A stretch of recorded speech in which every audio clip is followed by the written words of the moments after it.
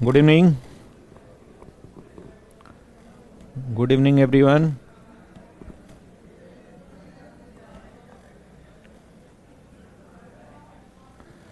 Good evening, everyone.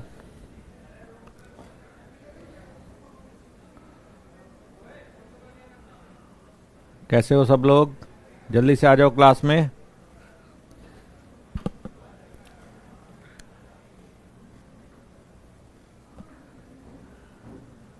Good evening. Good evening.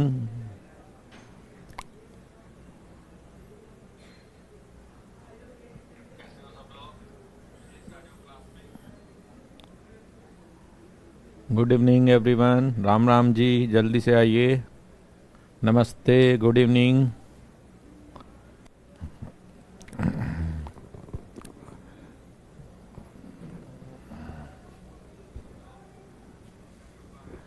हाँ, PDF मिल गया. पीडीएफ भेजा था, मिल गया वो. तो उसको डाउनलोड करके प्रिंट निकाल लीजिए.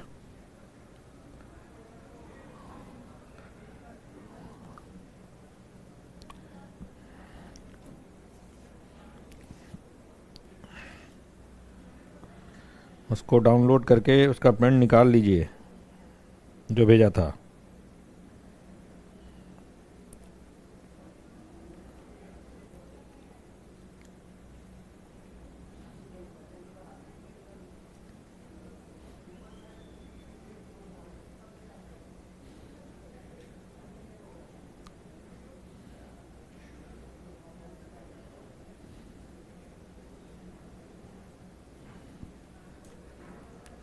प्रिंट निकाल लिया. Very good.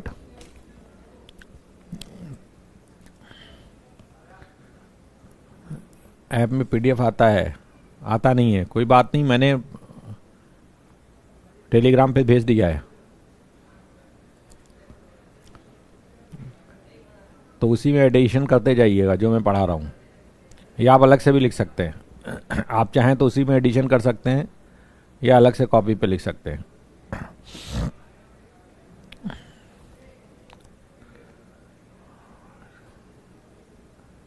हाँ जी, जल्दी से आ जाओ.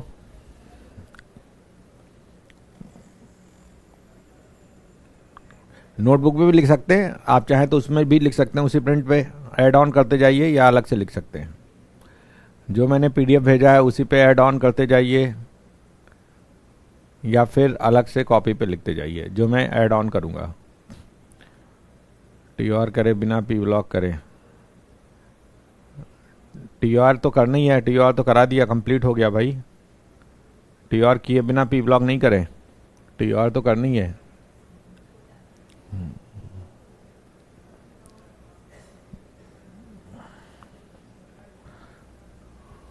ओके. बुक का डिसीजन भी करना है.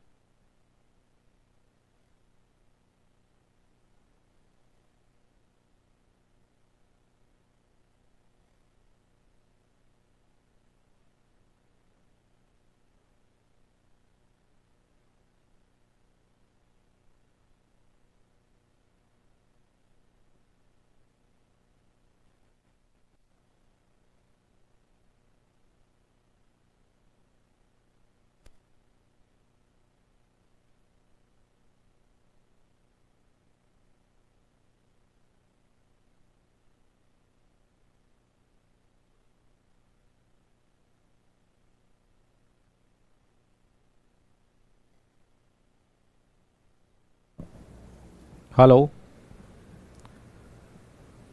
हेलो, आवाज आ रही है? Now everything is okay, now it is okay.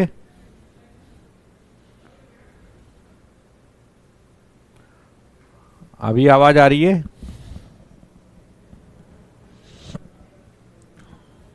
No audible, okay.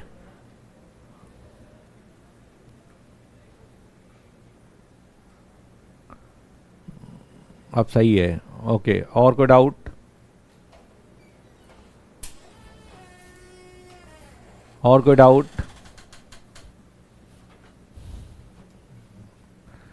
और कोई डाउट जल्दी से बताएं। 125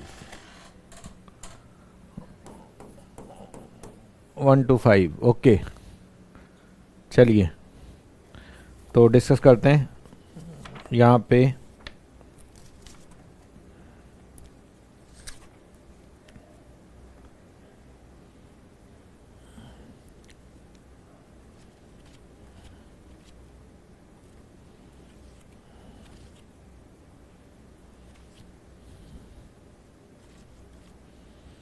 चलिए 118127 118127 127, ओके। 139 116 139, ओके। चलो ओके, चलो पहले यहाँ पे 98 में NCl3 की हाइड्रोलिसिस होगी, NOCl अमोनिया, ये बताया था क्लास में, नोट्स में लिखाया हुआ है। अटैक Cl पे होगा।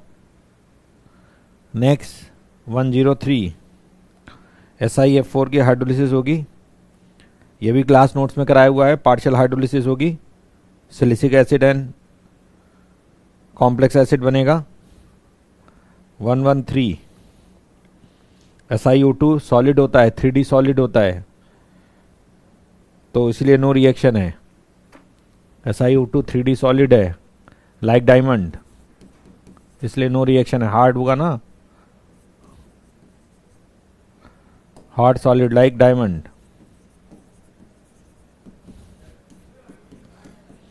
इसलिए वाटर के साथ नो रिएक्शन। ठीक है, 112 भी ले लेंगे, 122। चलो आगे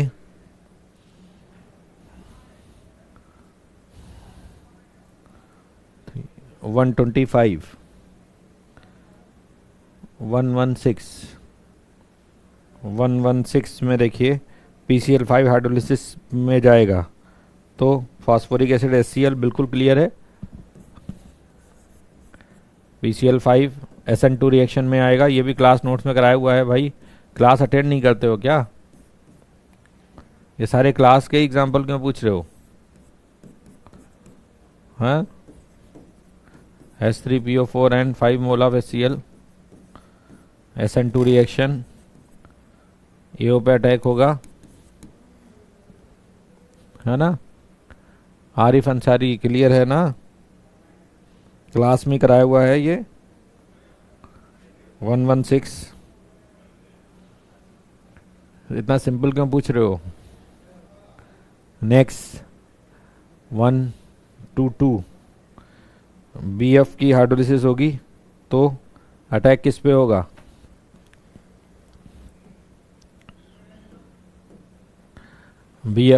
BRF की हाइड्रोलिसिस होगी, तो positive charge carrying atom bromine है, इस पे अटैक होगा, तो क्या बनेगा? हाइपोब्रोमस एसिड और HF, HBRO NHF, AO पे अटैक होगा, SN2 रिएक्शन। सब क्लास इलस्ट्रेशन है। ज्ञान प्रकाश समझ में आया? आगे देखिए 139 118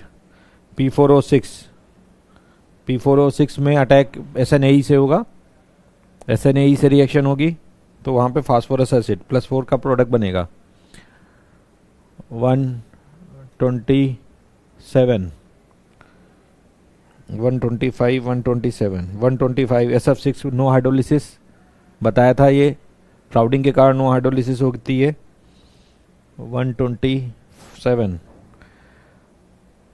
P408 ये मिक्स ऑक्साइड है।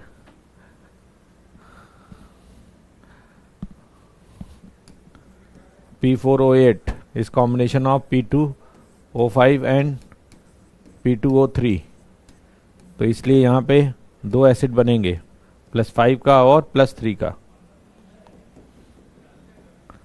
यहाँ पे ये +5 का एसिड और ये +3 का एसिड बनेगा, वाटर के साथ रिएक्शन कराएंगे तो phosphoric acid H3PO4 and H3PO3 +3 का एसिड एंड +5 का एसिड बनेगा। मिक्स ऑक्साइड है। 127 हो गया।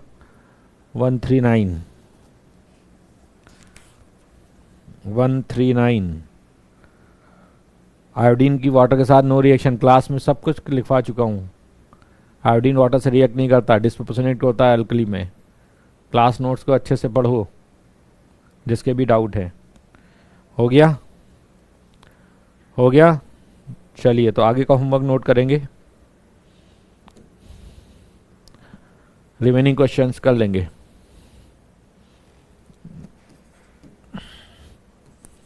(201 to 250)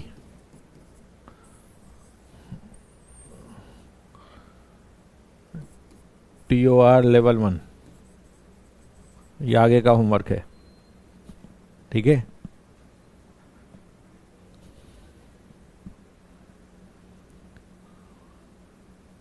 मैक्सिमम सब क्लास में ही लिखा चुका हूँ, अच्छे से पढ़ो, क्लास नोट में सब लिखा हुआ है, अच्छे से समझाया हुआ है। चलो स्टार्ट करें। कहाँ पे थे? टेस्ट सिलेबस में TOR and coordination compound and TOR दोनों आएगा।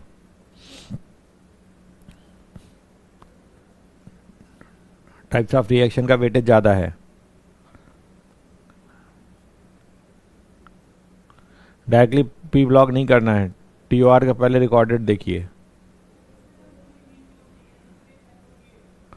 अभी कर सकते हैं लेकिन धीरे धीरे आपको करना पड़ेगा, साइमल्टेनियसली कर दीजिए, वो बाद में कर लेना, ठीक है। कर सकते हैं राघव, लेकिन जल्दी करिएगा, ज़्यादा डिले मत करिएगा। टेस्ट का सिलेबस बता रहा हूँ, coordination compound and types of reaction. Types of reaction का नोट्स नहीं है, नोट्स आपको लिखवाया है उत्कर्ष पांडे। क्लीवेज कराना है आगे, B2H6 लास्ट था, ठीक है।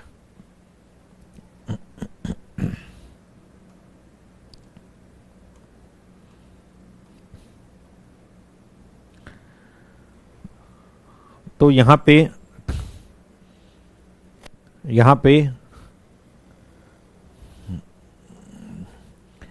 डाइबोरेन की अगर बात करते हैं तो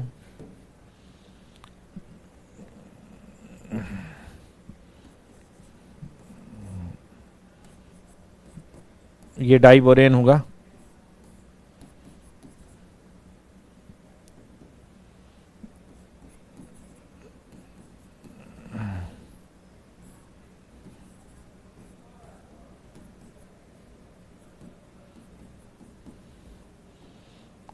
तो यहां पे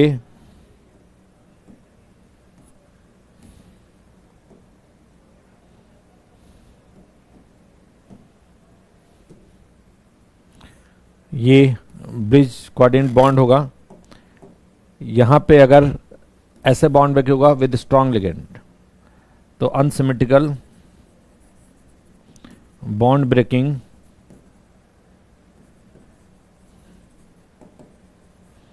occurs with strong Lewis base like किसके साथ होगी strong Lewis base? Ammonia, primary amine, secondary amine, ठीक है,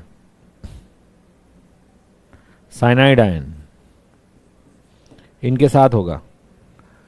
लेकिन दूसरा जो होता है सिमेट्रिकल बॉन्ड क्लीवेज, ये बॉन्ड ब्रेकिंग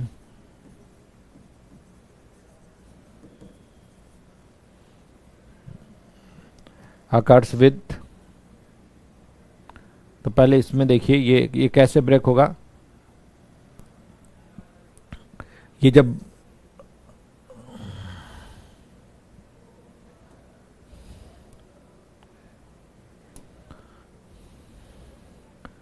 ये अनसिमेट्रिकल बॉन्ड क्लीवेज में जाएगा,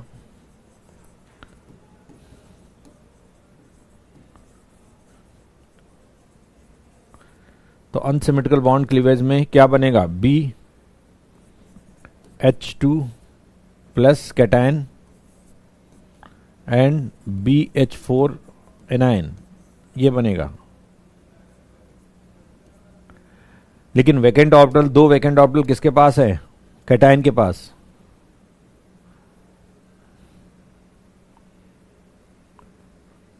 ठीक है,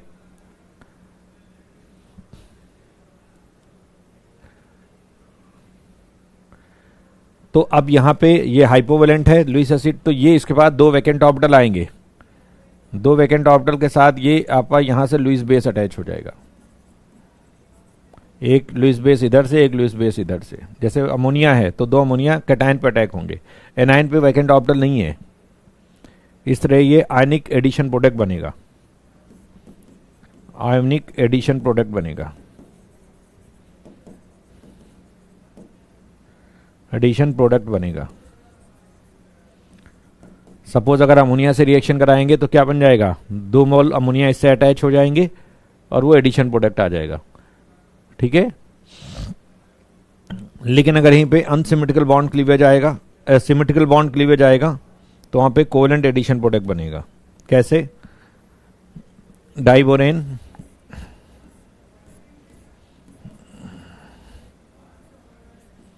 ये ब्रिजिंग हाइड्रोजन, ये टर्मिनल हाइड्रोजन,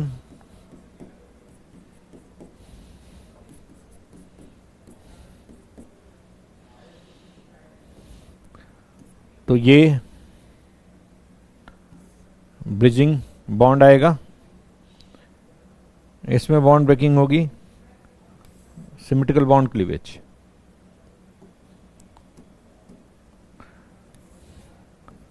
सिमेट्रिकल बॉन्ड किसके साथ आएगा? Bond breaking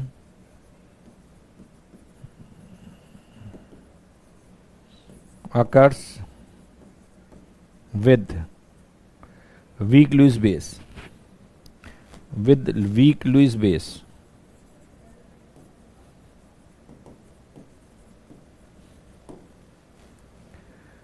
like H2O,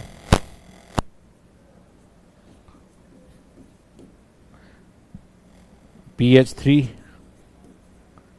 CO, OH minus ion, and also strong field ligand, और स्ट्रॉन्ग फील्ड लिगेंड से भी होगा जो क्राउडिंग क्रिएट करेंगे, also with strong field ligand, strong Lewis base. Sorry,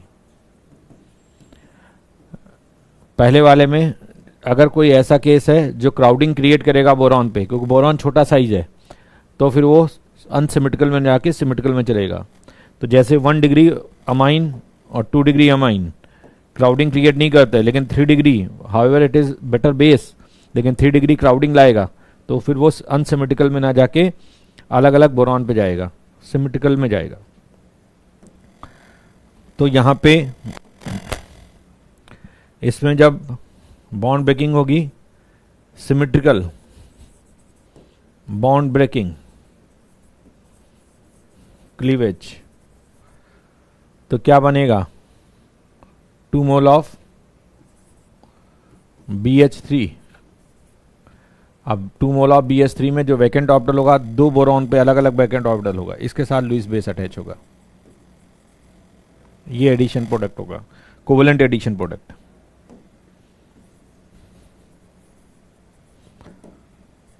addition product बनेगा।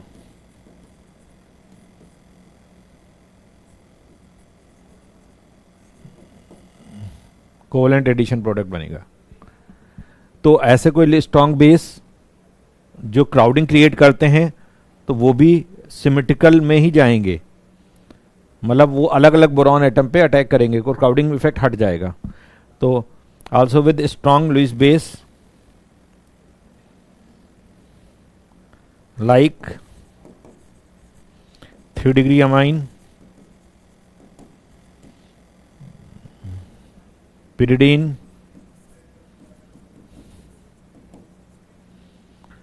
THF, जो क्राउडिंग क्रिएट करते हैं, tetrahydrofuran creating crowding on boron atom.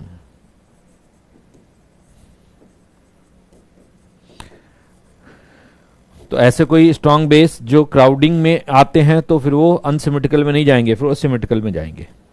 बात समझ में आई? इसको समझेंगे। तो ज्यादातर सिमेट्रिकल बॉन्ड क्लीवेज होगा वो वीक फील्ड लिगेंड के साथ होगा, वीक लुईस बेस के साथ होगा, लेकिन स्ट्रॉन्ग के साथ भी हो सकता है, उनके साथ जो क्राउडिंग में आते हैं। ठीक है, बात समझ में आई? तो यहां पे यही बात लिखी हुई है, पीछे देखिए यहां पे क्या लिखा है, unsymmetrical bond breaking, unsymmetrical bond breaking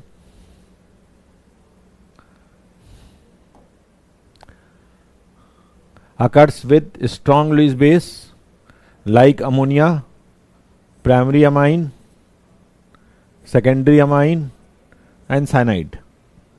unsymmetrical bond cleavage में आयनिक एडिशन प्रोडक्ट बनेगा जिसमें दोनों लुईस बेस एक ही बोरॉन एटम पे अटैक करेंगे। अमोनिया के साथ जब इसकी रिएक्शन होगी तो यही प्रोडक्ट आएगा, लेकिन 200 पे ये इनॉर्निक बेंजीन देता है और हाई टेम्परेचर पे इनॉर्निक ग्रेफाइट। एडिशन प्रोडक्ट एक ही तो प्रोडक्ट बन रहा है, एड ऑन हो रहा है Adarsh Babu. Lewis acid Lewis base add होके एक प्रोडक्ट बना रहे हैं तो इसलिए एडिशन प्रोडक्ट कहलाएगा। सिंगल प्रोडक्ट बन रहा है इसलिए एडिशन।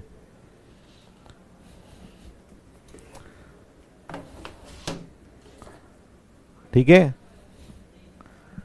बात समझ में आई?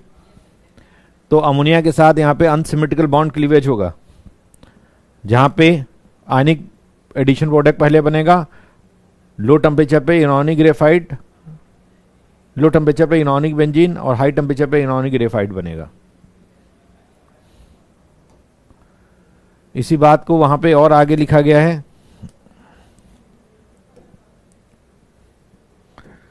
Symmetrical bond breaking occurs with weak Lewis base जो मैंने बताया, and also with strong Lewis base. Lewis की स्पेलिंग सही कर लेना,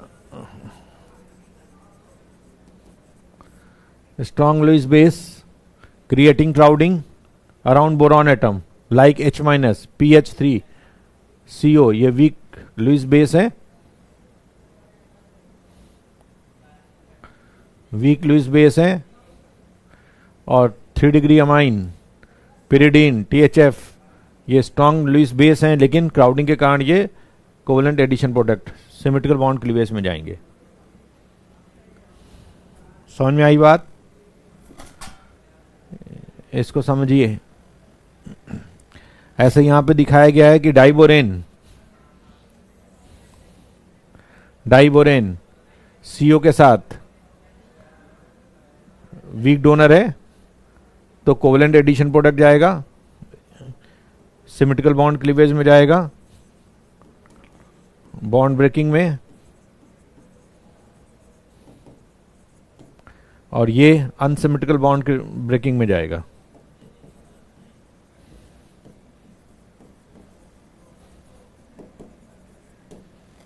समझे?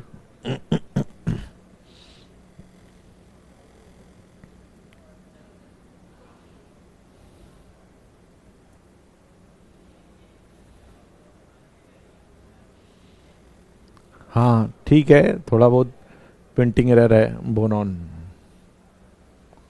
ठीक है।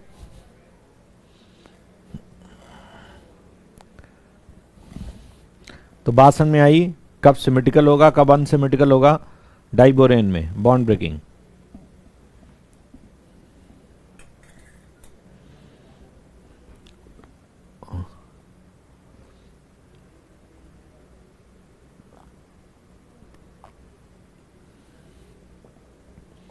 टीएचएफ का पूरा फॉर्म होता है टेट्राहाइड्रोफ्यूरेन।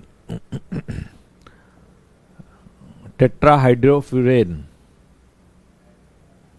ये भी स्ट्रॉन्ग बेस है, लेकिन क्राउडिंग लाता है, इसलिए यहां पे अनसिमेट्रिकल बॉन्ड क्लीवेज नहीं होगा, सिमेट्रिकल होगा। टेट्राहाइड्रोफ्यूरेन।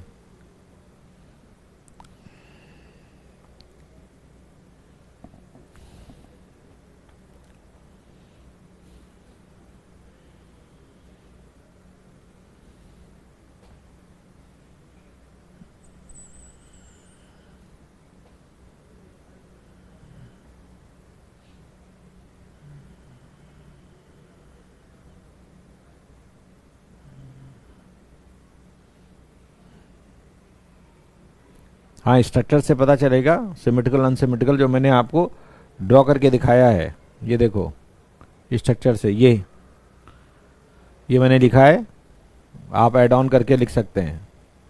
इसी बात को समझाया मैंने, सिमेट्रिकल और अनसिमेट्रिकल का मीनिंग।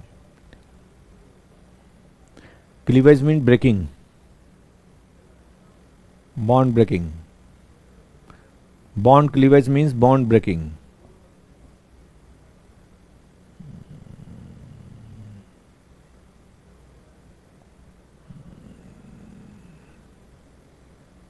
यहां सॉल्वेंट का कोई इफेक्ट नहीं है Ankit. Bond cleavage mean bond breaking.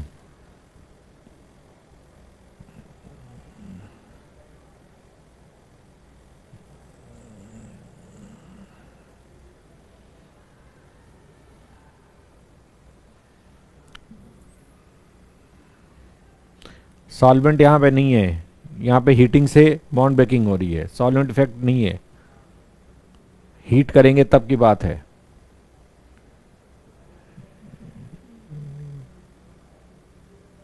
ठीक है, सॉल्वेंट इफेक्ट से बॉन्ड ब्रेकिंग नहीं है यहां पे।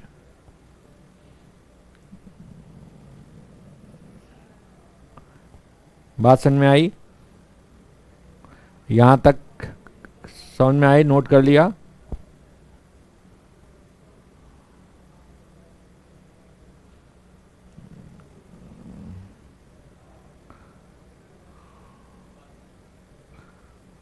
बॉन्ड क्लीवेज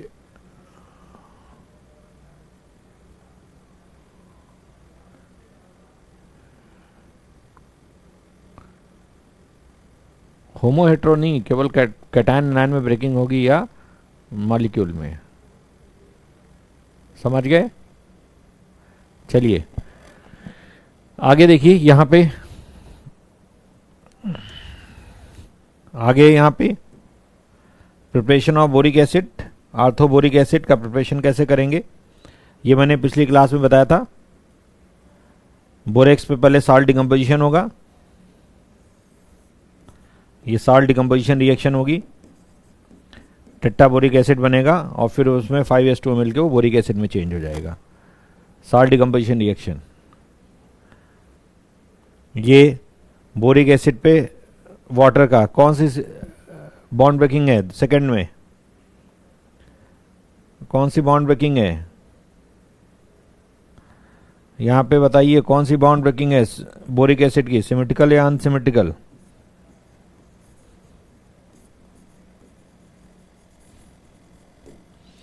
सिमेट्रिकल है या अनसिमेट्रिकल?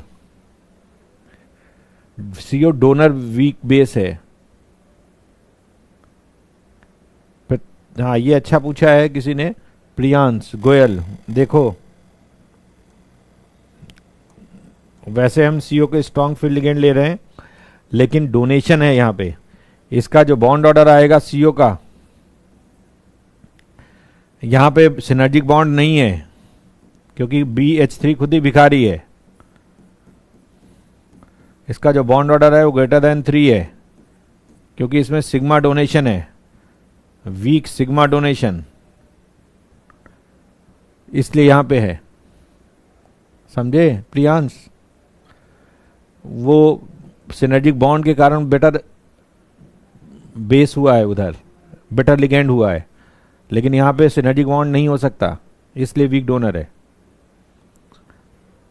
इसमें कौन सी हाइड्रोलिसिस होगी? सिमेट्रिकल के थ्रू जाएगा, अनसिमेट्रिकल? वाटर कहां बताया, वीक बेस है स्ट्रॉन्ग बेस? वाटर कैसा है, वीक बेस या स्ट्रॉन्ग बेस?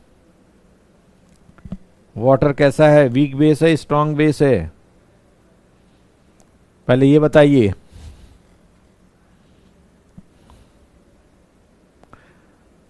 वाटर कैसा है, वीक बेस या स्ट्रॉन्ग बेस? वीक है, वीक के साथ सिमेट्रिकल होगा। Water is weak Lewis base.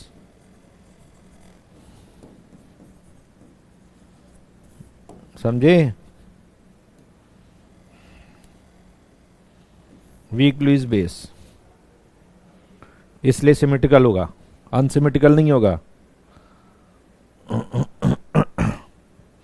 हाँ, समझे? चलिए, तीसरी में हाइड्रोलिसिस बताइए कौन सी होगी? तीसरी इक्वेशन में खरागे लिखा ही है, SN2 रिएक्शन है, SN2 हाइड्रोलिसिस रिएक्शन। यहां पे बोरेट आयन क्यों नहीं बना? बोरिक एसिड की जगह बोरेट आयन क्यों नहीं बना? क्योंकि एसिड के साथ आ रहा है, एसिड के साथ बोरेट आयन नहीं बनेंगे।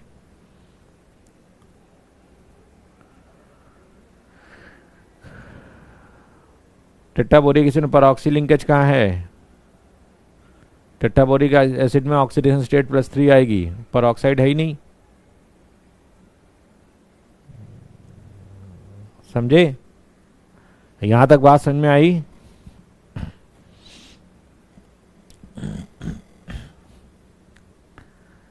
मीडियम एसिडिक है, इसलिए वहां पे बोरेट नहीं बनेगा। Yes, clear?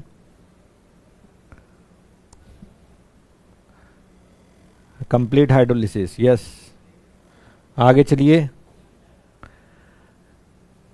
Boric acid weak donor acid होता है, ये वीक लुईस एसिड होता है, डोनर एसिड कभी नहीं होता। It doesn't furnish own H+, never proton donor acid. Boric acid is never proton donor acid, वो अपना H+ डोनेट नहीं करेगा, बल्कि वाटर का H आयन रिलीज करेगा। तो इसलिए कहते हैं ये वीक लुईस एसिड है, प्रोटॉन डोनर एसिड नहीं है, is never H+ donor acid.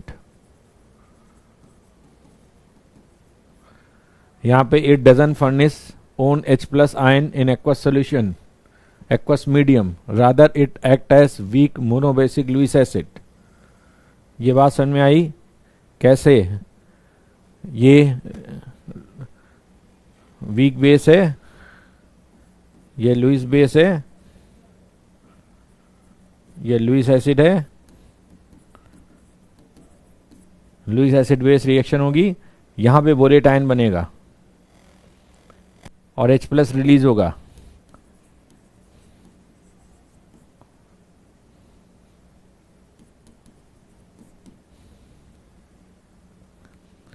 यहां पे 2 H+ ले लें तो H+ को हाइड्रोनियम आयन भी लिख सकते हैं। तो boric acid is a weak Lewis acid,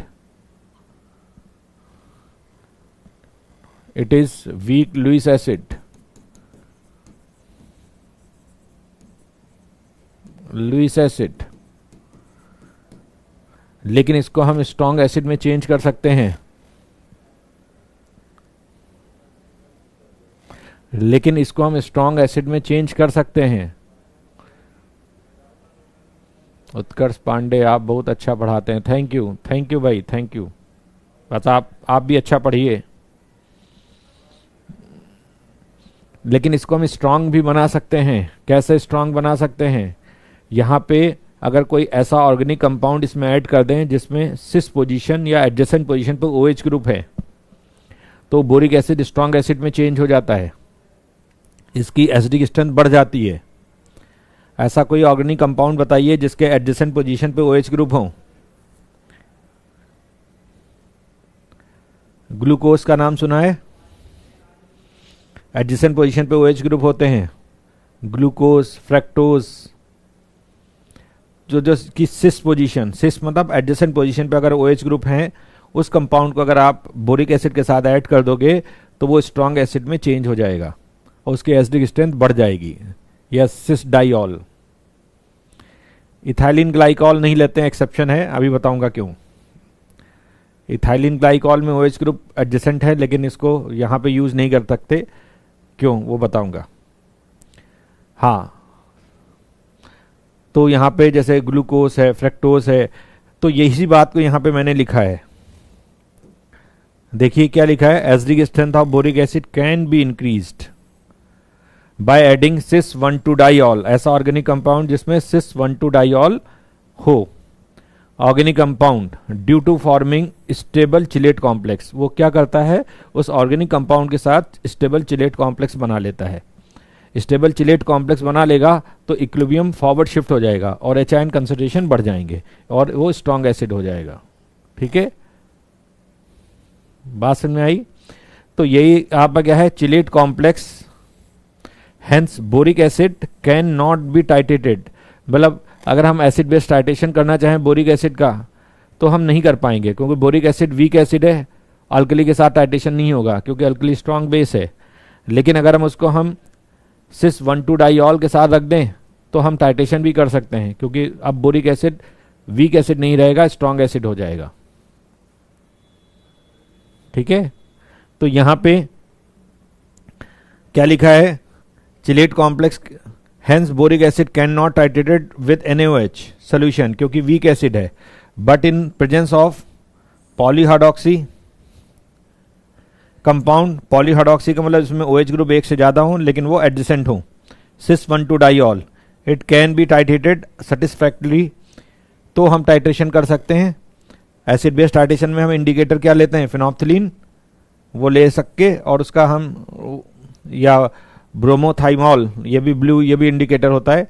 as indicator you can titrate boric acid against NaOH।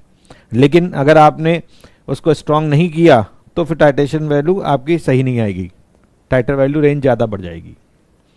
तो यहाँ पे एग्जांपल में कैटेकॉल, कैटेकॉल जानते हैं, बेंजीनिंग पे adjacent OH group, glucose adjacent OH group, fructose adjacent OH group, glycerol OH group, sucrose, salicylic acid, except ethylene glycol. मैंने ethylene glycol को except बोला है, वो बताऊंगा क्यों। Can be used as polyhydroxy compound and in this condition acidic strength of boric acid is increased.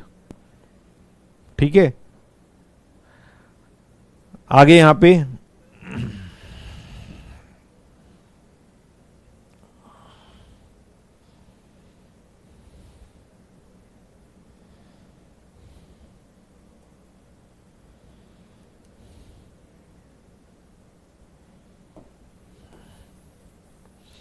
ठीक है, आगे यहां पे देखिए,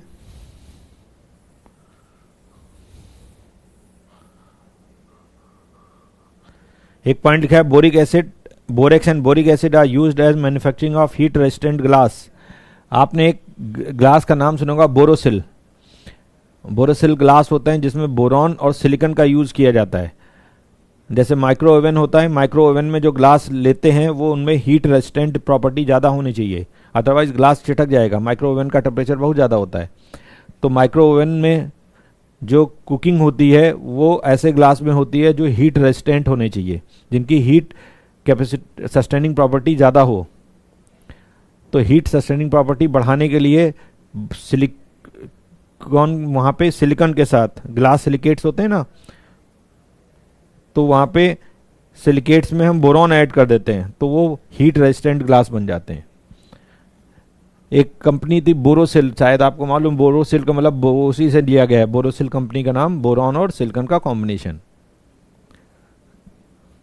हाँ, लैब ऑपरेटर्स की भी कंपनी है बिल्कुल, क्योंकि वहाँ पे भी हीट रेजिस्टेंट हम यूज़ करते हैं ना ग्लास, टेस्ट ट्यूब वगैरह, फ्लास्क जो हम यूज़ करते हैं वो हीटिंग वहाँ पे भी देते हैं, इसलिए बोरोसिल कंपनी के ही ऑपरेटर्स यूज़ होते हैं वहाँ। ठीक है, हीट रेजिस्टेंट होते हैं। Aqua solution of boric acid is generally used as mild antiseptic. Eye lotion जो होता है बोरिक एसिड का ही बनाया जाता है, बहुत ही हाईली डाइल्यूटेड फॉर्म होता है, एंटीसेप्टिक होता है बोरिक एसिड की प्रॉपर्टी, लेकिन बोरिक एसिड का highly dilution solution used as eye lotion. हाँ, हीट रेजिस्टेंट होते हैं। ठीक है, तो इस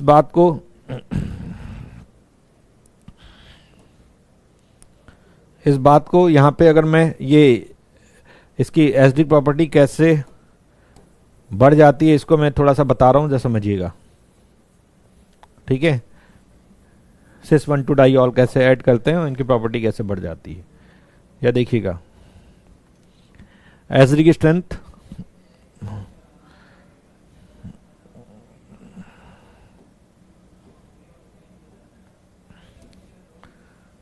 boric acid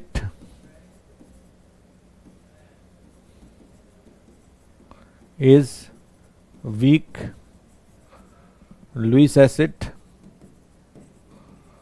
and its acidic strength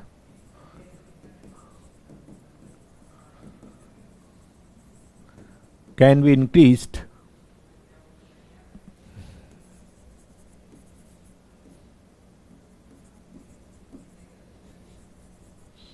by adding organic compound cis 1,2 diol।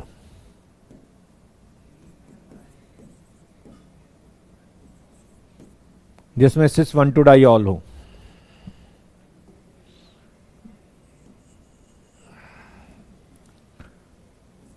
cis 1,2 diol, ठीक है। हाँ, बोरो प्लस में बोरॉन का ही एंटीसेप्टिक यूज होता है। ठीक है, तो यहां पे देखो क्या होता है, जैसे कैटेकॉल ले, पहले अभी देखो बोरिक एसिड क्या होता है, ये बोरिक एसिड है, इसमें वाटर ऐड करेंगे तो ये क्या करेगा, वाटर का OH आयन लेगा, बोरेट आयन बन गया, BOH whole 4 and H plus acid आ गया, ये बोरिक एसिड है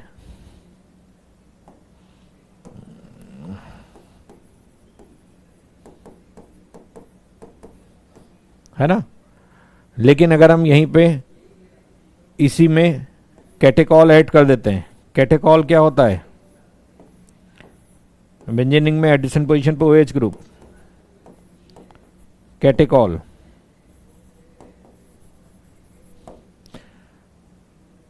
तो यहां पे आप इसको ऐसे समझिए,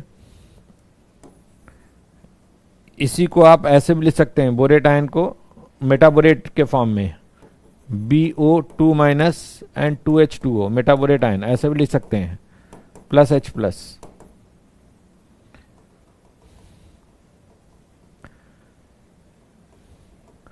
इसको हम मेटाबोरेट आयन के टर्म में भी लिख सकते हैं, BO2 माइनस एंड 2H2O ऐसे भी लिख सकते हैं, एंड H प्लस निकलेगा। तो यहां जो मेटाबोरेट आयन है वो ऑर्गेनिक कंपाउंड से रिएक्ट करेगा, ये metaborate ion, metaborate ion react करेगा तो मेटाबोरेट आयन यहाँ पे जब इससे रिएक्ट करेगा तो चिलेट कॉम्प्लेक्स बनेगा।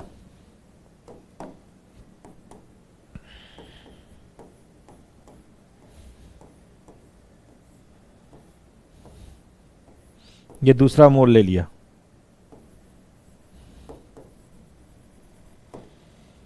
ठीक है,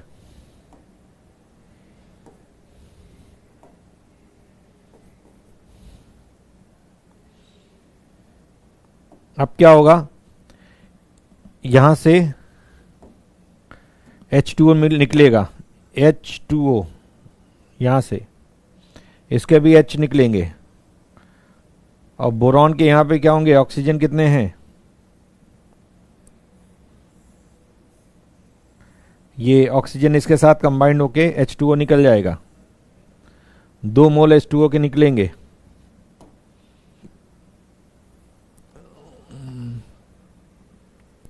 अब 2 मोल जब H2O निकल जाएंगे तो ये चिलेट कॉम्प्लेक्स बन जाएगा।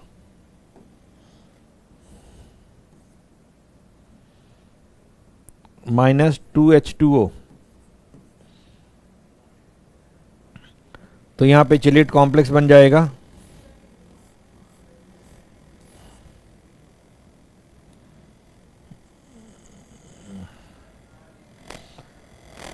ये O माइनस बचेगा यहाँ पे, या O माइनस बचेगा, यहाँ बोरॉन बचेगा, ये चिलेट कॉम्प्लेक्स बनाएगा। कोऑर्डिनेशन में चिलेट कॉम्प्लेक्स पढ़ा था, ये कैटाकॉल के साथ ऐसे, ग्लूकोज के साथ भी ऐसे चिलेट कॉम्प्लेक्स बनाते हैं कोई भी। तो चिलेट कॉम्प्लेक्स इज फॉर्म्ड, कितना नेगेटिव चार्ज आएगा, 1 negative. Stable chelate complex is formed, वो इक्विलिब्रियम को फॉरवर्ड शिफ्ट करेगा।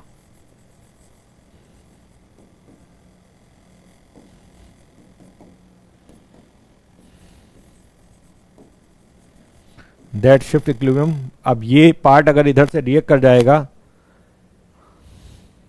तो इक्विलिब्रियम कहां जाएगा, फॉरवर्ड शिफ्ट हो जाएगा।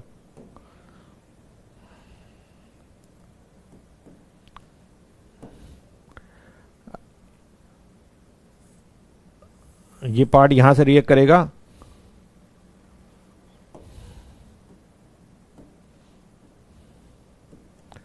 तो ये जो मेटाबोरेट आयन है ये इससे यहां पे रिएक्ट करे जाएगा, तो ये इक्विलिब्रियम को क्या करेगा, फॉरवर्ड शिफ्ट कर देगा।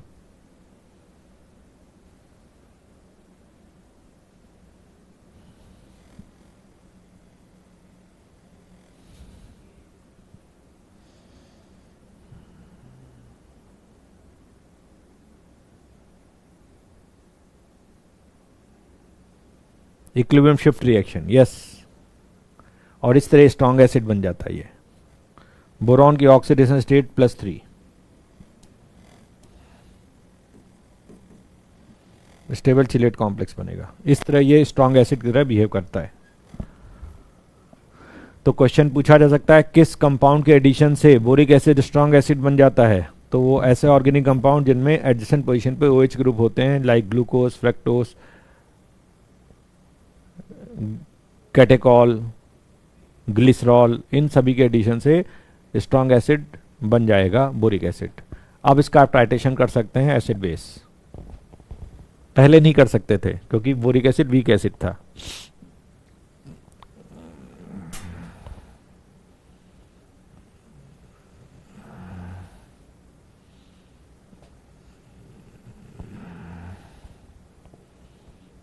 आप चाहें तो कॉपी पे लिख सकते हैं एडिशनल पॉइंट, या आप वहीं पे लिख सकते हैं। जिसकी राइटिंग छोटी है तो वो वहां पे लिख सकता है, जिसकी राइटिंग बड़ी है वो कॉपी पे अलग से ऐड कर लेगा।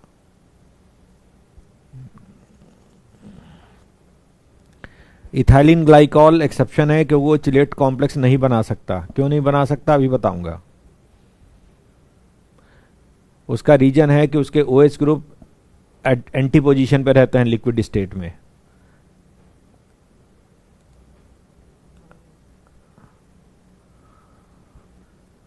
सिस पोजीशन पे नहीं रहते। इथाइलिन ग्लाइकॉल में जो 2 OH ग्रुप हैं वो लिक्विड स्टेट में सिस पोजीशन पे नहीं रहते, वो एंटी पोजीशन पे रहते हैं। जब एंटी पोजीशन पे रहेंगे तो वो चिलेट कॉम्प्लेक्स नहीं बना पाएगा।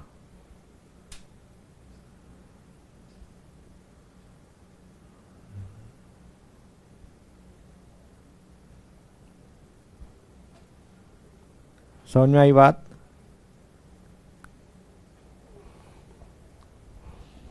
तो नोट करके इसी पॉइंट को लिखेंगे। अगर यहीं पे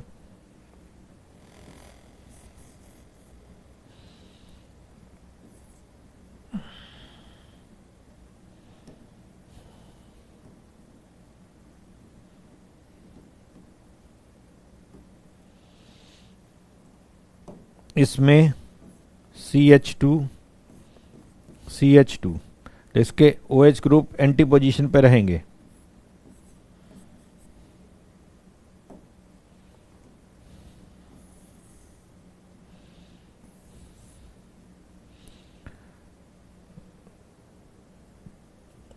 OH group remain at anti position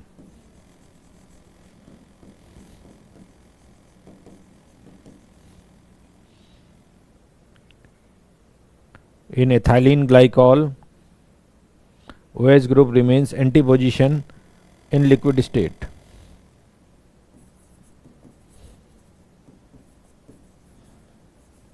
Hence it cannot form chelate complex.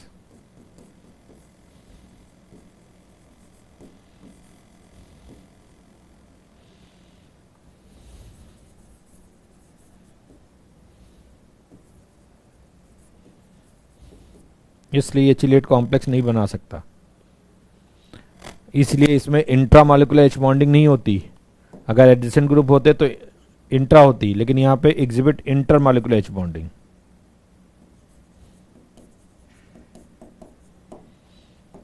ये इंटरमोलिकुलर एच बॉन्डिंग शो करता है।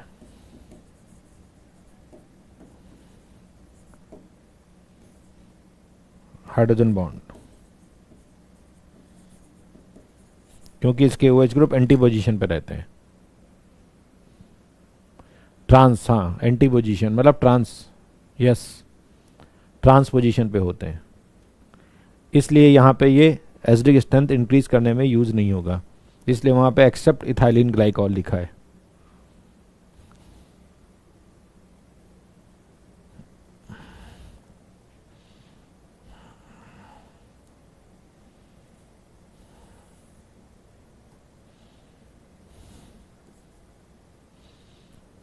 ठीक है, बॉइलिंग पॉइंट हाई होता है, यस अगर इंट्रा होता तो कम होता।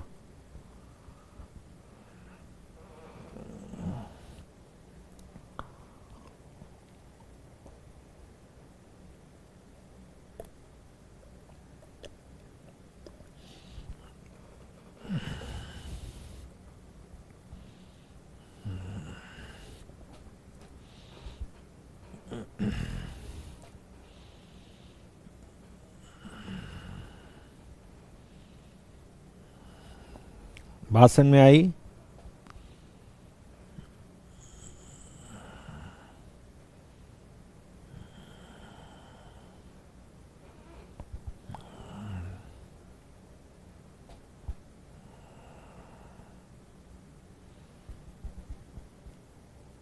कन्फार्मर में रिएक्शन इसलिए हो जाता है क्योंकि वो सिंगल मॉलिक्यूल होता है, लिक्विड स्टेट में सिंगल मॉलिक्यूल नहीं होगा। लिक्विड स्टेट में सिंगल मॉलिक्यूल नहीं होगा, वो आपस में कनेक्ट होंगे थ्रू इंटरमॉलिक्यूलर एच बॉन्डिंग।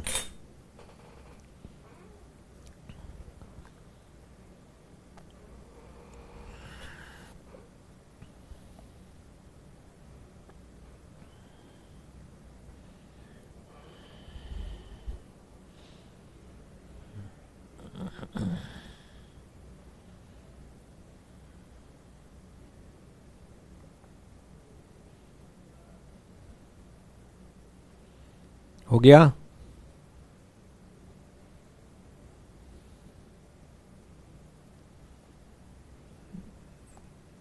हो गया?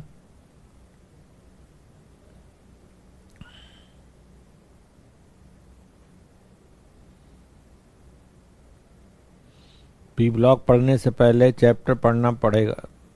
TOR आपको पढ़ाया है अभी, इसीलिए ब्लॉक में यूज़ हो रहा है। वो जितनी रिएक्शन TOR में पढ़ाई है वो सारी ब्लॉक में यूज़ हो रही है। देखो हाइड्रोलिसिस आ गया, साल्ट डिस्ट्रीब्यूशन, साल्ट डिकम्पोजिशन आ गया, है ना। तो इसीलिए तो पढ़ाया था TUR, क्योंकि आपका बेस बन जाए। विदाउट बेस नहीं तो मैं रिएक्शन बोलता, आपको कुछ समझ में नहीं आता। अब आपका दिमाग चलेगा कि जो रिएक्शन पड़ी थी उसका यूज हो रहा है। हो गया। तो देखिए यहां पे इसी बात को यहां पे लिखा है, एक्सेप्ट इथाइलिन ग्लाइकॉल। ये देखो उसका रीजन आपको बताया है। आप चाहें तो बोरेटाइन ऐसे भी लिख सकते हैं, मेटाबोरेटाइन BO2 माइनस एंड 2H2O ऐसे भी लिख सकते हैं इसको। वही मेटाबोरेटाइन का इक्विलिब्रियम शिफ्ट दिखाया है, बिल्कुल GOC की तरह है, बिल्कुल। इसीलिए TUR बहुत कम लोग पढ़ाते हैं, डायरेक्ट P ब्लॉक पढ़ाते हैं तो कुछ समझ में नहीं आता।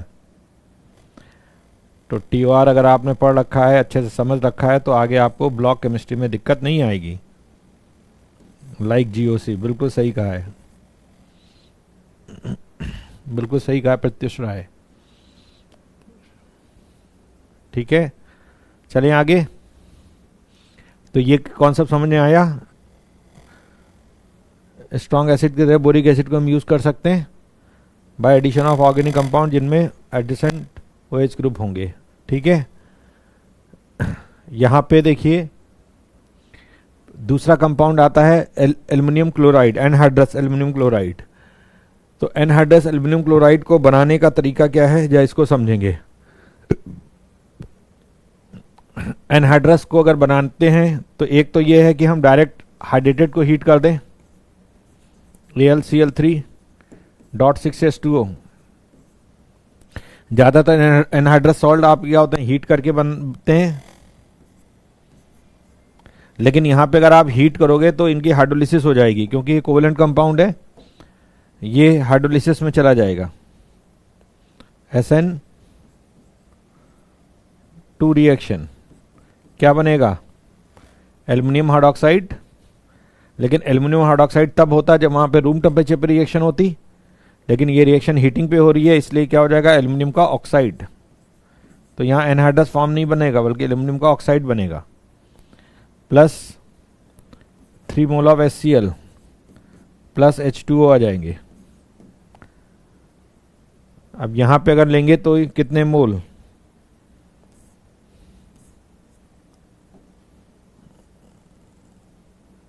दो मोल से लेंगे तो 2 मोल से जाएंगे तो यहां पे 6 मोल HCl आ जाएगा।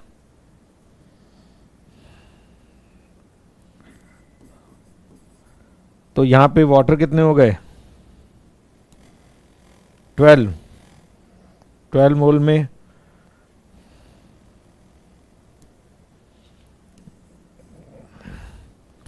हाइड्रोजन ऑक्सीजन कितने हो गए, 12।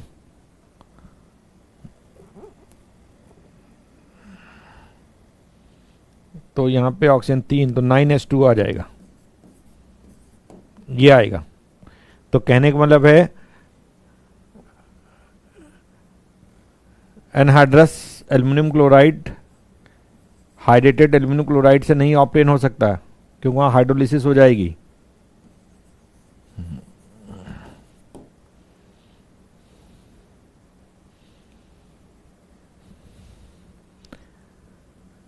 Anhydrous AlCl3 cannot be obtained by direct heating,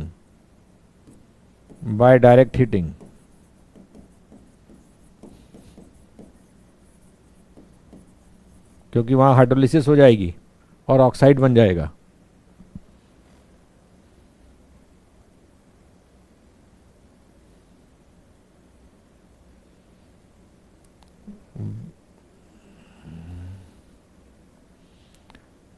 vitriol में कहाँ कोवेलेंट कंपाउंड है, विट्रियोल तो आयनिक कंपाउंड है ना, वहां हाइड्रोलिसिस कैसे करेंगे। इसलिए अगर इसको एनहाइड्रस हमें फॉर्म में चेंज करना है तो यहाँ पे हीट करेंगे HCl गैस की प्रेजेंस में। HCl गैस की वाटर एफिनिटी ज़्यादा होती है, वो इस हाइड्रोलिसिस को रोक देगा। HCl gas prevents hydrolysis.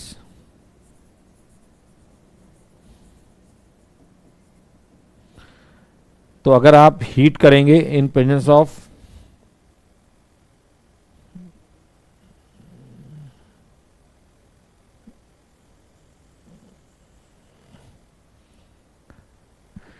तो ये HCl हाइड्रोलिसिस को रोक देगा। Now anhydrous AlCl3 is formed. AlCl3 is formed, anhydrous.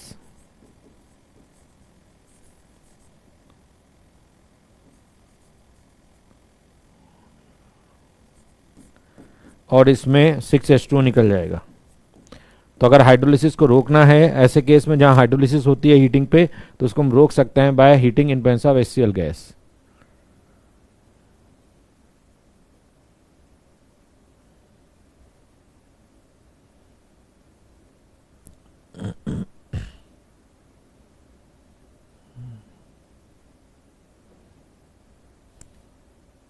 Bridge और सिनर्जिक बॉन्ड पढ़ा दिया हूं भाई, 12th में आता है ना अक्षय?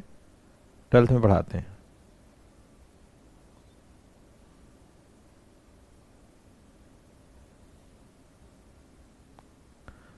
ठीक है।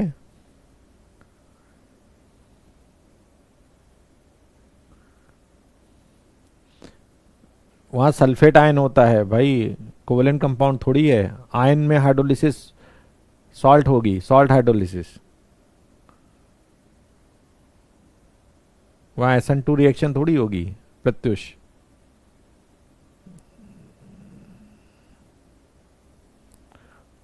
वो सॉल्ट हाइड्रोलिसिस होगी। सॉल्ट हाइड्रोलिसिस के लिए हीटिंग की जरूरत नहीं है।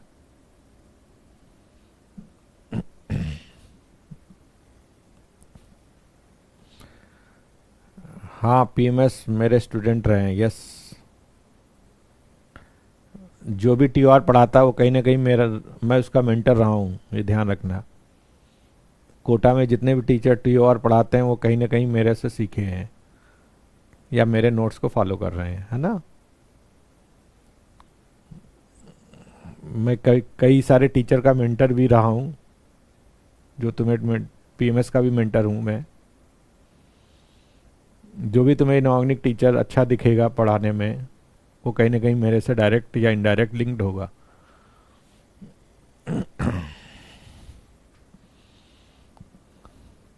ऐप सही करवा दीजिए। ऐप सही करवाना मेरा काम नहीं है, कैरियर विल से बात करो, है ना। आप उनको मैसेज डालो, अपनी प्रॉब्लम आप खुद सॉल्व करना सीखो, उनको बोलो।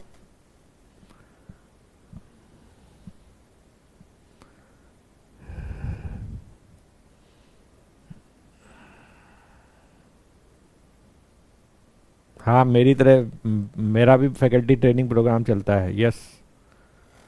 जैसे मैं आपको पढ़ाता हूँ ऐसे फैकल्टी भी पढ़ती है।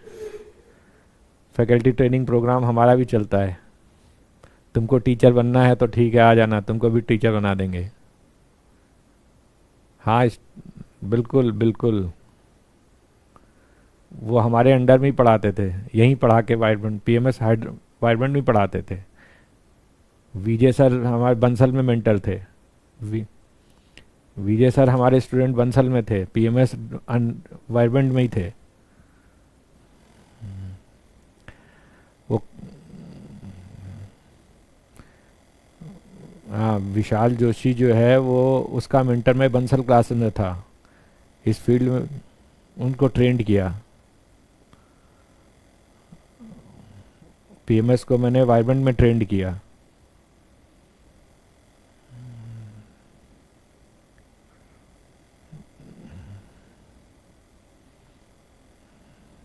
ठीक है। तो जितने भी तुम्हें पॉपुलर टीचर दिखते हैं किसी भी प्लेटफॉर्म पे, वो खुद नहीं बोलेंगे, लेकिन आप पूछोगे तो हो सकता है बता दें, लेकिन चुपके से बताएंगे, है ना।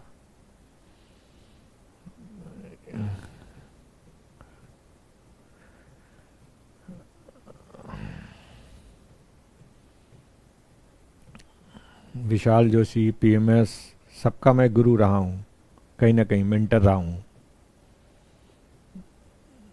ये लोग मेरी क्लास में बैठ के पढ़ते थे। ब्रजेश जिंदल फिजिकल में है बेटा, और इनऑर्गेनिक में नहीं है। मोहित त्यागी मैथ के टीचर हैं यार, मेरी क्लास में कैसे? मेरे सब्जेक्ट से, मेरा सब्जेक्ट जो पढ़ा रहे हैं उनकी बात है। मेरे सब्जेक्ट के जो टीचर हैं वो कहीं ना कहीं मेरे से ट्रेंड ही हैं, या मेरे नोट्स को फॉलो करते हैं। अभी भी हमारा स्टार प्रोग्राम चलता है, faculty training programme.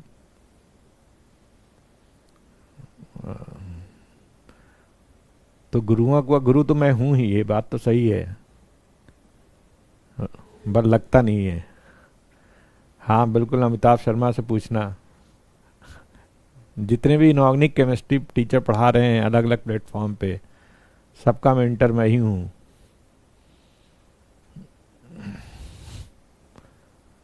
Kapil Rana से भी पूछ लेना, बिल्कुल बिल्कुल सही। ये भी वाइब्रेंट में ही थे, इनको ही मैंने ट्रेंड किया। कपिल राणा, पीएमएस, ये साथ साथ थे हमारे फैकल्टी प्रोग्राम में।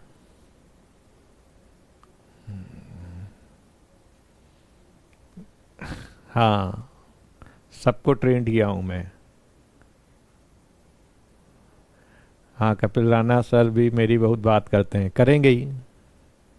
जिनको ट्रेंड किया हूँ वो बात नहीं करेंगे? कुछ बात करते हैं, कुछ नहीं करते, कुछ छिपा ले जाते हैं, कोई बात नहीं।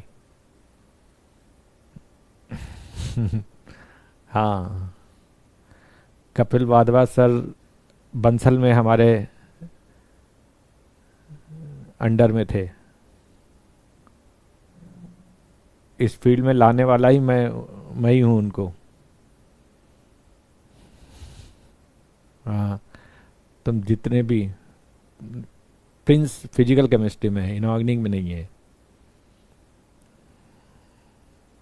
वो इनऑर्गेनिक उन्होंने धीरे धीरे पढ़ाना शुरू कर दिया, लेकिन वो फिजिकल केमिस्ट्री के टीचर हैं।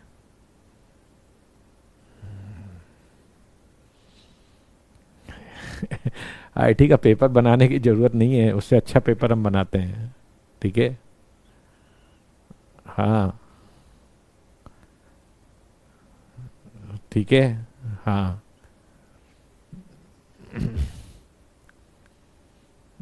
जितने दो टीचर के नाम लिख रहे हो उनसे पूछो, वो हमें जानते हैं, वो हमें जानते हैं। ठीक है। ओम पांडे, यस। ब्रजेश जिंदल ट्रेंड हैं एनए सर से, सोडियम सर के वो शिष्य रहे हैं ब्रजेश जिंदल। जैसे विशाल जोशी मेरे शिष्य रहे हैं, पीएमएस मेरे शिष्य रहे हैं, वैसे ही Brajesh Jindal is trained by NA sir.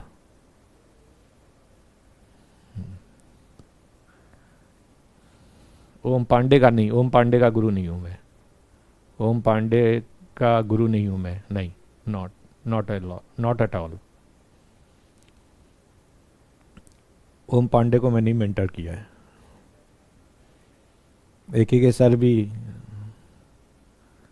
Narendra Awasthi sir से ही ट्रेंड है। बिल्कुल। ठीक है, चलो आगे बात करते हैं। ये बड़ी लंबी बात है। अब मेरे को 20 साल से ज़्यादा का अनुभव हो चुका है, तो जितने भी टीचर तुम्हें दिख रहे हैं वो कहीं ना कहीं पहले से मेरे से ट्रेंड है। ठीक है, चलो चलें आगे। रविकांत मिश्रा, नहीं, मैं, मेरे से ट्रेंड नहीं है। नहीं, रविकांत मिश्रा नहीं, मेरे को, मैं नहीं जानता। ठीक है, ओके।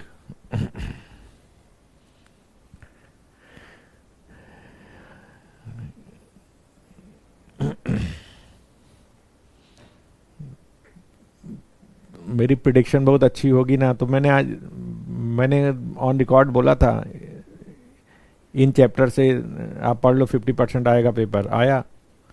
तो ये एक्सपीरियंस ही बोलता है। याद नहीं कितने ट्रेंड किए हैं, क्योंकि हमारा ट्रेनिंग प्रोग्राम चलता ही रहता है। जैसे स्टूडेंट ट्रेंड होते हैं वैसे टीचर भी ट्रेंड होते हैं। हाँ, मैं गुरुओं का गुरु हूँ, यस कह सकते हैं आप।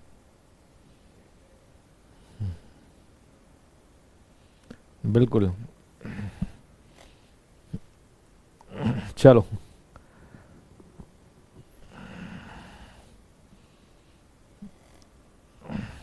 चलें आगे। मैं किससे ट्रेंड हूँ? मैं स्टूडेंट से ट्रेंड हूँ। अच्छे स्टूडेंट ने मेरे से क्वेश्चन पूछा, मैंने मेहनत की। बच्चे भी तो सिखाते हैं। बंसल क्लासेस में टॉप बैच पढ़ाता था, तो टॉप बैच को पढ़ाने के लिए पढ़ता था, तो हमें तो अच्छे बच्चों ने ट्रेंड कर दिया। हमको तो अच्छे बच्चों ने ट्रेंड कर दिया। रैंक 1 2 3 4।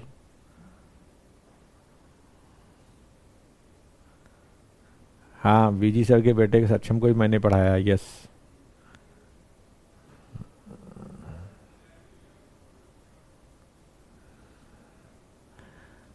बिल्कुल।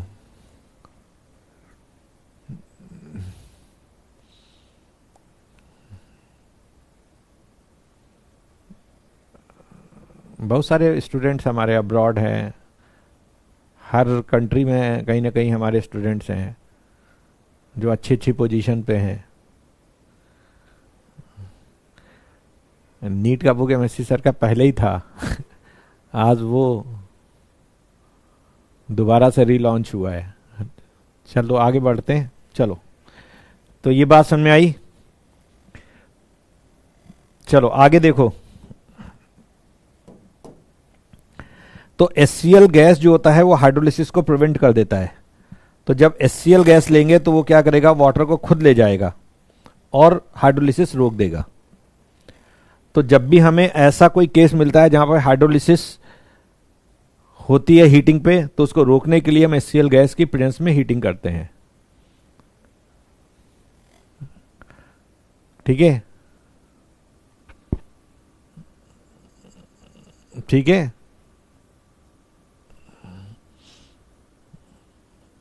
ठीक है, बात समझ में आई।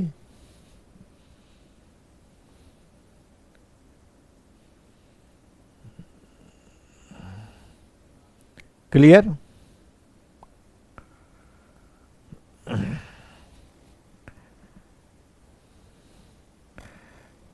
कंसंट्रेट H2SO4 नहीं ले सकते। कंसंट्रेट H2SO4 जो है वाटर एफिनिटी है, लेकिन उतनी स्ट्रांग नहीं है कि हाइड्रोलिसिस को रोक सके। HCl की वाटर एफिनिटी ज्यादा है एज कंपेयर टू H2SO4। ठीक है, बात समझ में आई। तो इसलिए H2SO4 सुटेबल नहीं है, HCl सुटेबल है। तो HCl को हम जब लेते हैं तो हाइड्रोलिसिस को रोक देता है। ठीक है, चलिए आगे बात करते हैं। ये उसका पॉलीमर फॉर्म का स्ट्रक्चर है।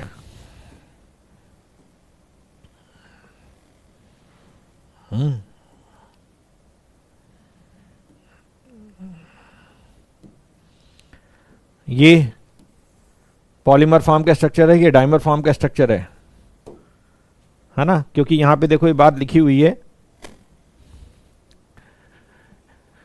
NH2Cl3 इज इलेक्ट्रॉन डेफिशिएंट, तो वो लुईस एसिड होगा, है ना। Electron deficient is a Lewis acid due to its deficient nature. Hypovalent है ये।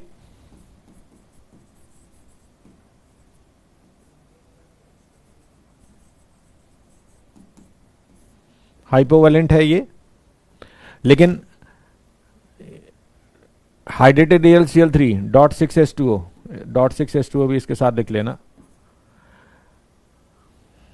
यहां पे .6H2O भी लिख लेना इसके साथ।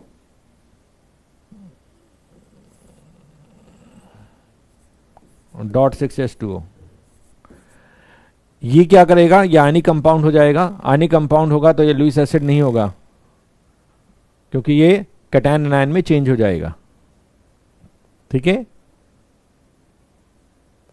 वाटर के एफिनिटी, वाटर के रेस्पेक्ट में water attracting tendency, affinity means water के रेस्पेक्ट में अट्रैक्शन।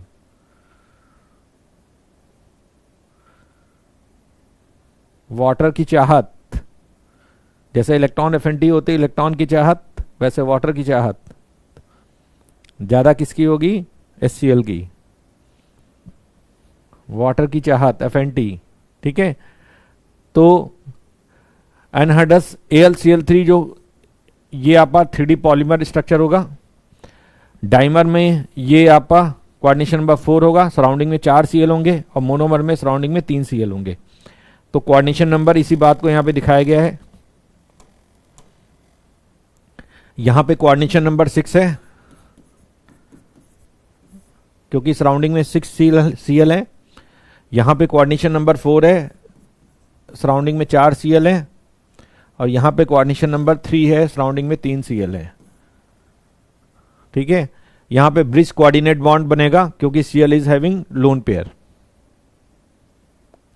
ठीक है, तो 3D पॉलीमर एनहाइड्रस AlCl3 ये लुईस एसिड नहीं होगा क्योंकि ये क्राउडिंग में आएगा, not Lewis acid due to crowding, जबकि डाइमर और मोनोमर लुईस एसिड होंगे।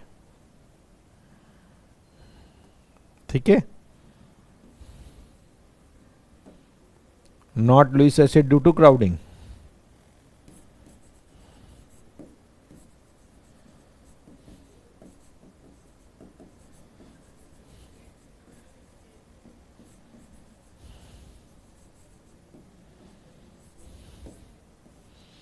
Not Lewis acid due to crowding.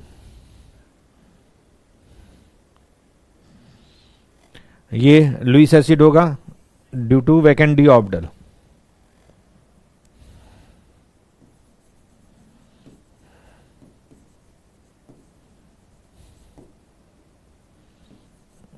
D orbital, ये भी लुईस एसिड होगा due to vacant d orbital.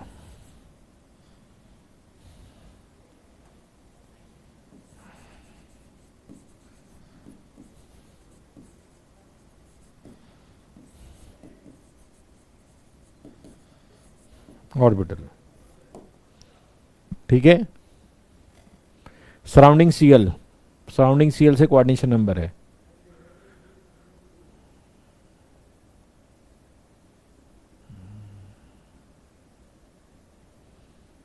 ठीक है,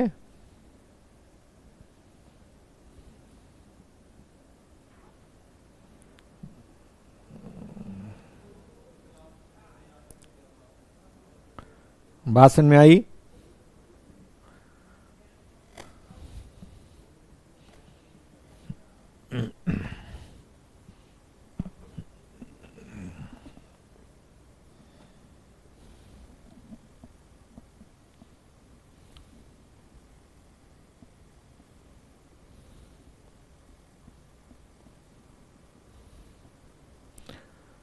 मेंस के पेपर में जो आएगा, मेंस के पेपर में एनसीईआरटी से बाहर नहीं आता बेटा, एनसीईआरटी कर लो बस आ जाएगा। उत्कर्ष पांडे, आज ही प्रिडिक्ट कर रहा हूं, एनसीईआरटी कर लो। एनसीईआरटी में जो लिखा है उसको अच्छे से समझ लो, मेंस बस वहीं तक है। रूम टेम्परेचर पे पॉलीमर होगा, हीट करेंगे तो पहले डाइमर बनेगा और हीट करेंगे तो फिर मोनोमर बनेगा।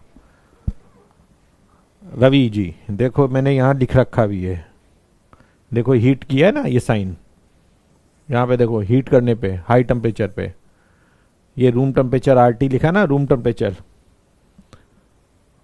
Ravi, polymer room temperature, vapour phase में एक टेम्परेचर रेंज में डाइमर और हाई टेम्परेचर पे मोनोमर। क्लियर।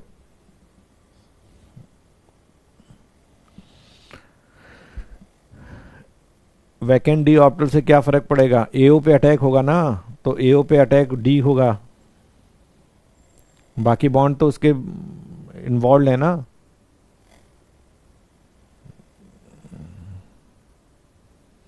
हाँ, इनॉर्गेनिक के लिए उत्कर्ष पांडे, यस, समझ में आई बात।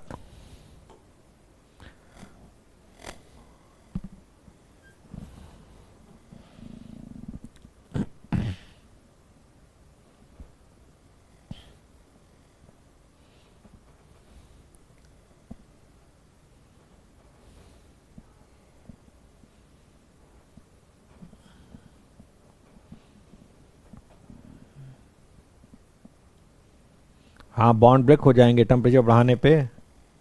तो पॉलीमर टूट के डाइमर में जाएगा और डाइमर फिर टूट के मोनोमर में आएगा।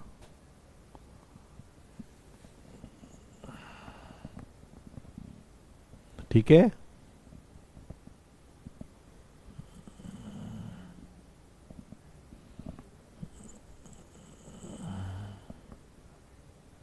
समझ में आ गई बात?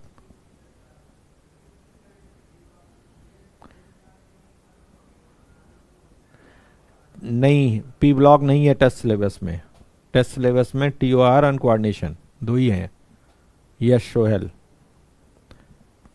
केवल TOR और कोऑर्डिनेशन ही है सिलेबस में, पी ब्लॉक नहीं है। ठीक है, हो गया।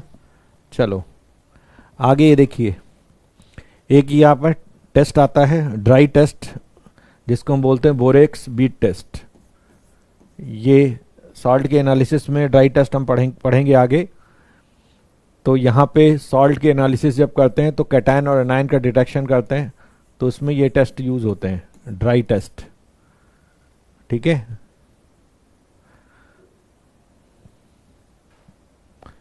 पॉलीमर में डाइपोल 0 होगा, डाइमर में भी डाइपोल 0 होगा और मोनोमर में भी डाइपोल 0 होगा। ठीक है, बात समझ में आई? ये अप्लाइड करते हैं, ये पैरामैग्नेटिक डी ब्लॉक कैटायन के लिए अप्लाई करते हैं। Applied for paramagnetic D block cation, applied for paramagnetic D block cation.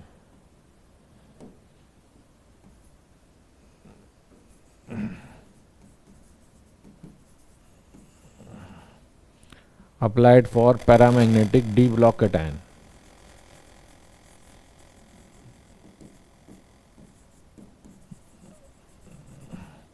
जो डी ब्लॉक कैटायन होते हैं वो पैरामैग्नेटिक हैं, जैसे जिंक कैटायन पर वैलिड नहीं है क्योंकि वो डायमैग्नेटिक है। ठीक है, तो ये किसके लिए अप्लाई होगा? जो पैरामैग्नेटिक डी ब्लॉक कैटायन होंगे। जरा देखिए,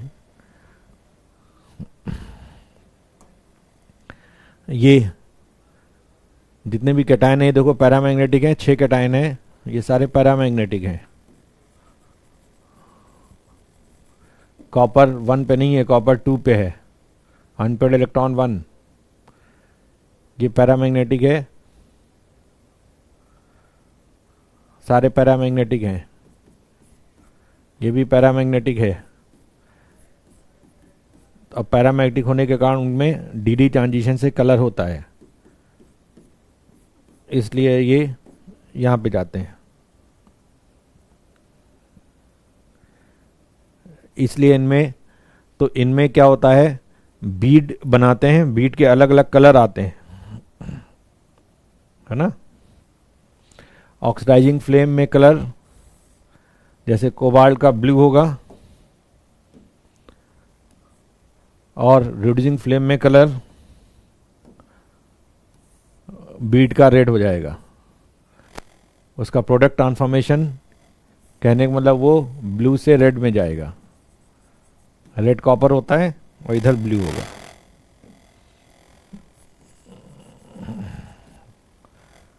राइट, ऐसे ही ये फेरिक मेटाबोरेट येलो होगा और इसमें करेंगे तो ये ग्रीन में चला जाएगा।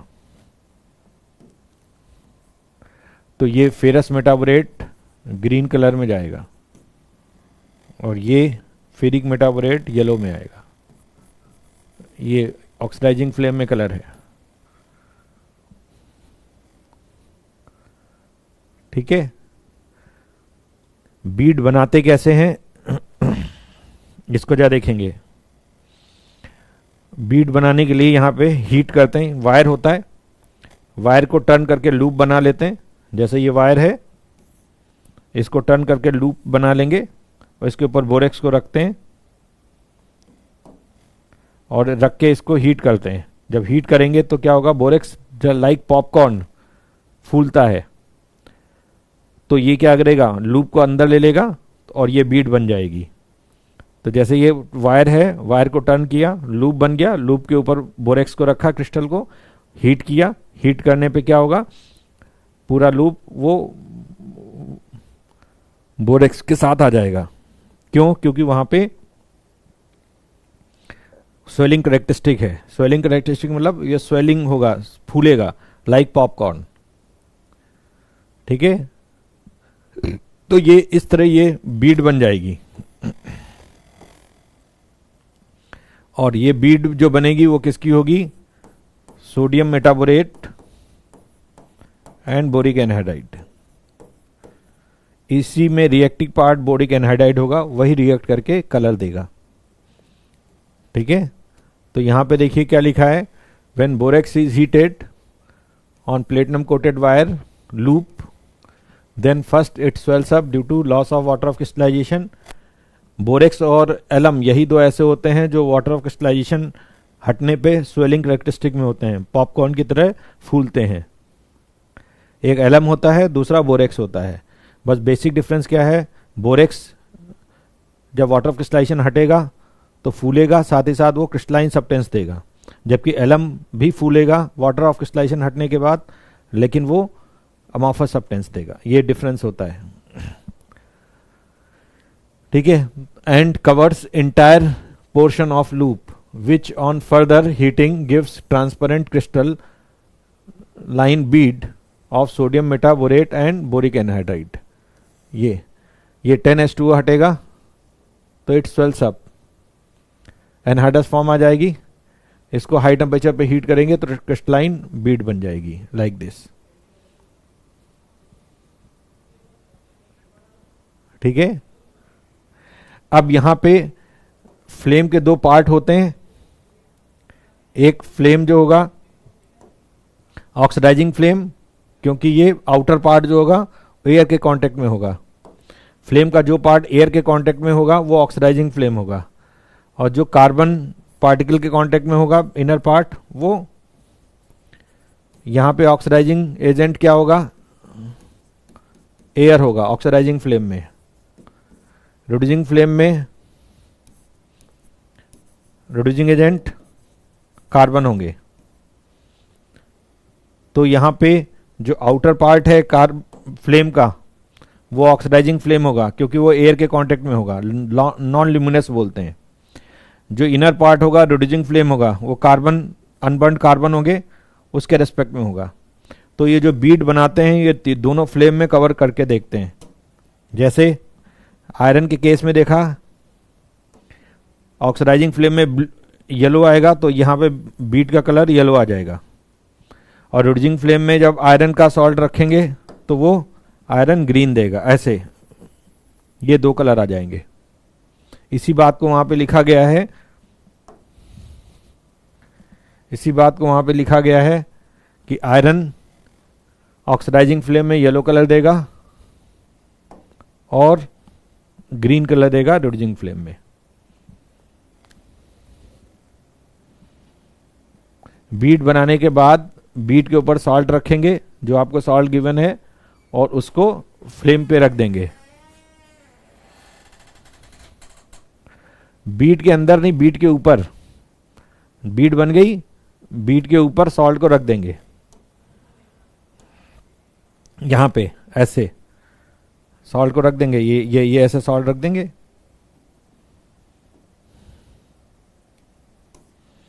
बीट के ऊपर सॉल्ट, पिंच ऑफ सॉल्ट रख देंगे ऐसे। सॉल्ट मिक्सचर रख के हीट करेंगे।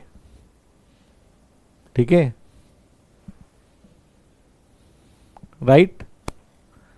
तो इस तरह यहां पे सॉल्ट मिक्सचर को रख के हीट करेंगे और कलर ऑब्जर्व करेंगे। Oxidising flame and reducing flame like this. Colour याद करने पड़ेंगे। जैसे कॉपर होगा, कॉपर होगा तो कॉपर में क्या होगा, ऑक्सीडाइजिंग फ्लेम में ब्लू कलर आएगा। देखो, तो यहां पे ये ब्लू कलर आएगा कॉपर के लिए, और रिड्यूसिंग फ्लेम में रेड कलर आएगा, कुछ ऐसे आएगा। ये ऐसे आएगा, बीड का colour in oxidising flame and reducing flame. Reducing flame में रिडक्टेंट कार्बन है, ऑक्सीडाइजिंग फ्लेम में ऑक्सीडेंट एयर है। लेकिन कोबाल्ट और ग्रीन एक ही कलर कैरी करते हैं, कोबाल्ट का ब्लू ही रहेगा दोनों फ्लेम में। कोबाल्ट 2 जो होगा, कोबाल्ट 2 नाइट मेटाबोरेट, दोनों कलर एक ही रहेंगे, चेंज नहीं होगा कलर कोबाल्ट के केस में।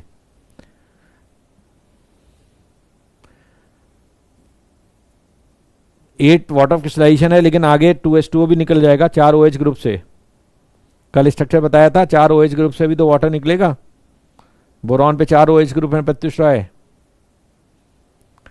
4 वाटर ऑफ क्रिस्टलाइजेशन, और बोरॉन के जो OH ग्रुप हैं उनसे वाटर 2 और निकल गए, टोटल 10।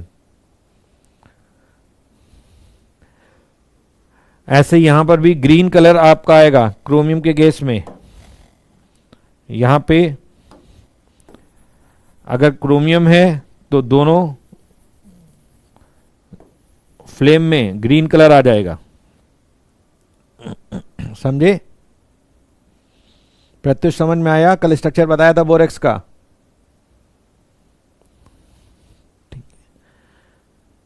तो ग्रीन कलर दोनों में वही रहेगा, नो चेंज।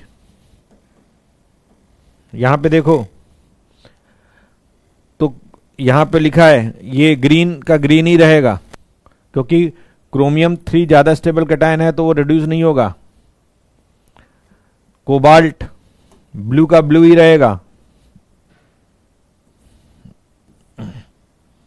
+2 का +2 ही रहेगा। बाकी ऐसे ही Mn में भी वॉयलेट आ जाएगा और उसमें कलरलेस हो जाएगा। ये सारे कलर हम जो है बीट के कलर देखते हैं कोल्ड कंडीशन में, मतलब without touching to flame. Flame को बीट को फ्लेम से बाहर निकालेंगे और कलर ऑब्जर्व करेंगे। समझ गए? तो ये अपन ने आज कंप्लीट किया 13 ग्रुप। ठीक है, बात समझ में आई?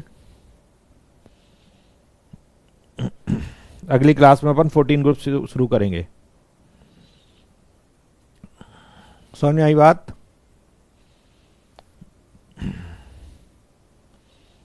बोलिए।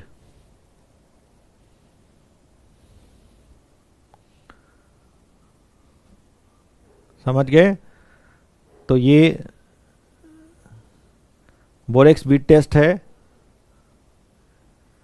एनसीईआरटी में केवल कोबाल्ट का ही केस लिखा है, लेकिन मैंने सारे पैरामेट्रिक कैटायन का केस लिख दिया, यहां पे थोड़ा डिटेल में लिख दिया है। एनसीईआरटी में केवल कोबाल्ट का लिखा है कि वो कोबाल्ट मेटाबोरेट ब्लू होता है। ठीक है, क्लियर? शीट नहीं भेजना, मैंने भेज दिया ना उत्कर्ष पांडे टेलीग्राम पे। पी ब्लॉक की शीट ऑलरेडी तुमसे ऑलरेडी शेयर्ड है। होमवर्क बता दिया ना, TOR का रिमेनिंग पार्ट करना है। गर्व आज कहां तक दिया था? 200 तक दिया था, 200 से 250। ठीक है,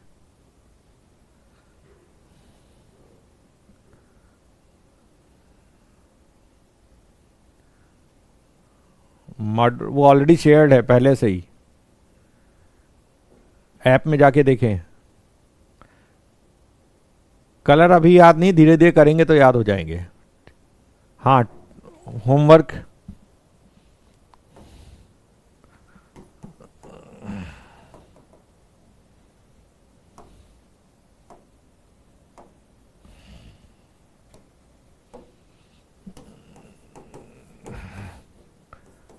TOR लेवल 1 201 से 250 ये करना है।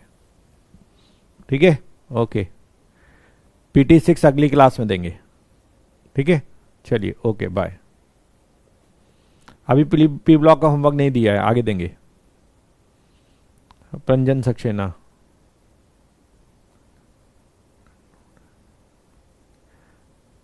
शीट है ना नोट सेक्शन में? यस, पहले ऑलरेडी शेयर्ड है।